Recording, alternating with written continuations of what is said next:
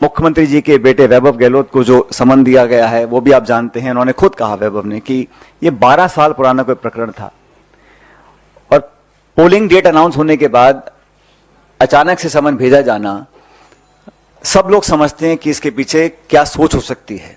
हम सबको प्रेरणा लेनी चाहिए, मैं समझता हूं, राहुल गांधी जी से। उनके ऊपर भी नाना प्रकार के केस थोपे गए, ईडी ने कई बार उनको बुलाया, हर बार वो पेश हुए, अपनी बात को रखा। इसलिए कांग्रेस के नेताओं कार्यकर्ताओं को डरने की कोई जरूरत नहीं है। हम लोग ये चुनाव मजबूती से लड़ेंगे और चुनाव जीतेंगे। तो ये जो कोशिश की गई है आज के दिन कि चुनाव से ठीक पहले जब मॉडल कोड ऑफ कंडक्ट लगा हुआ है तब आप इस प्रकार की कार्रवाई कर रहे हैं, तो ये बात सब लोग समझ रहे हैं कि कार्रवाई क्यों करनी पड़ रही है। अगर वो चुनाव जीत रहे होते, बहुमत की तरफ बढ़ रहे होते, तो शायद इस प्रकार की कार्रवाई होती। तो जो टाइमिंग है, जो इंटेंट है, जो ऑब्जेक्टिव है, वो संदिग्ध है, सस्पिशियस है। और ये पहली बार नहीं हो रहा है कि इलेक्शन गोइंग स्टेट के अंदर इस प्रकार की कार्रवाई की जा रही है। जो टॉप लीडर्स हैं उनको टारगेट किया जाता है, स्पेसिफिकली टारगेट किया जाता है।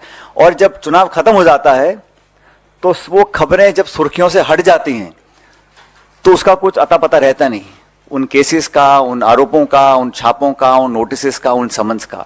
तो पॉलिटिकल टूल की तरह इसको इस्तेमाल किया जा रहा है। इस बात को जनता भी देख रही है, राजस्थान की और देश की भी। इसलिए जब जब मैं समझता हूं रूलिंग डिस्पेंसेशन जो दिल्ली में है, जब अपने आप को कमजोर पाती है तो इस प्रकार की एजेंसीज का वो पूरा सहायता लेकर अपना हित साधने में लग जाती हैं। ये एक बहुत गलत परंपरा है। ये लोकतंत्र के लिए, जैसा मैंने पहले कहा, एक अच्छा संकेत नहीं है। और जैसा मैंने कहा कि आज जो हुआ है उसको पूरा प्रदेश देख रहा है, इलेक्शन गोइंग स्टेट है। राजस्थान के अंदर जब जब करप्शन के इश्यूज आए उस पर कार्रवाई करने की मांग पहले भी होती, आज भी होती आई है।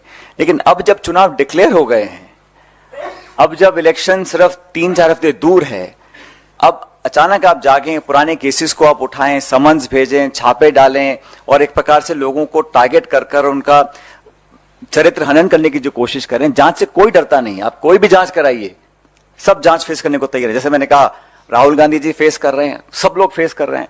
लेकिन इलेक्शन की पूर्व संध्या पर इस प्रकार की कार्रवाई होना, इसकी मैं भर्त्सना करता हूं, इसकी मैं निंदा करता हूं कि ये जो किया गया है ये पूर्ण तरह पॉलिटिकली मोटिवेटेड है।